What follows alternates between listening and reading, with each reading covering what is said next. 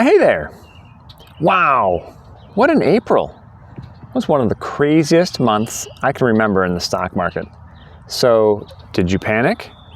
Did you sell? Did you buy on sale? Let's talk about it. Hey, if you're new here, my name is Mike, and I retired at age 41. If you're interested in hearing about early retirement from someone who's done it and is passionate about personal finance, please consider giving a like and subscribe. I appreciate it, and it helps the channel out.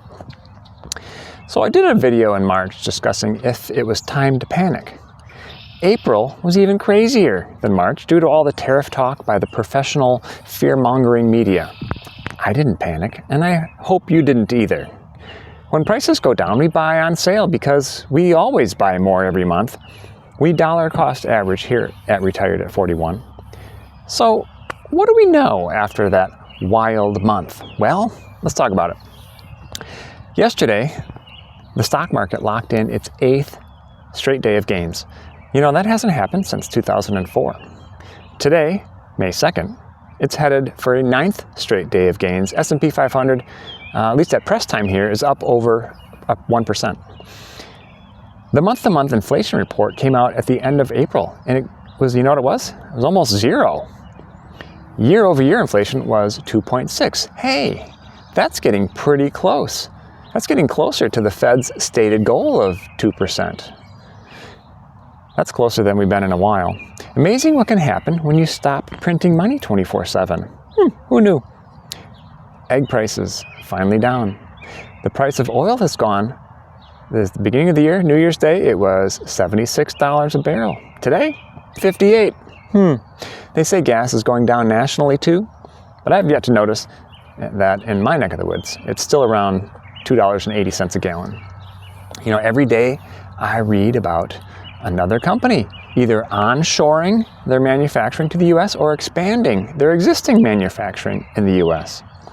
Well over 100 countries are in talks with us about how to reduce reciprocal tariffs. You know, apparently they don't want to pay them either. To date, there's been over $8 trillion with a T dollars in foreign investments announced coming our way. That's a lot. The U.S. just inked a deal with Ukraine for access to rare earth minerals they have. Greenland, hello? You're next. Unemployment remains at 4.2%, which, while it didn't improve, it didn't get any worse. And it's well below the historical average of about 5.7%. Today's job report beat expectations, and 90% of those new jobs were in the private sector. That's a good thing. Did you know that the April tariffs brought in over $17 billion? We haven't had that in a long time, maybe not ever. Did you also know that over $150 billion in waste, fraud, and abuse has been trimmed from government spending? Yeah, that's a lot, and expect that to increase. And this afternoon, it was reported that China is blinking on tariffs and is ready to come to the negotiating table regarding tariffs. And folks, this is just the beginning.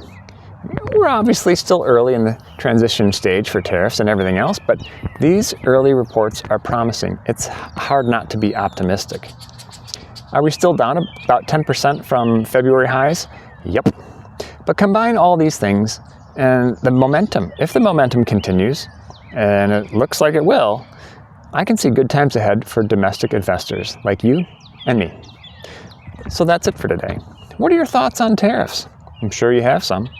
Have you noticed any changes already in the economy since the beginning of the year? Please let me know in the comments. And if you have any questions for me, just ask down below as well. All right. Well, thank you for your time. Take care, and remember to do your best and forget the rest. Peace.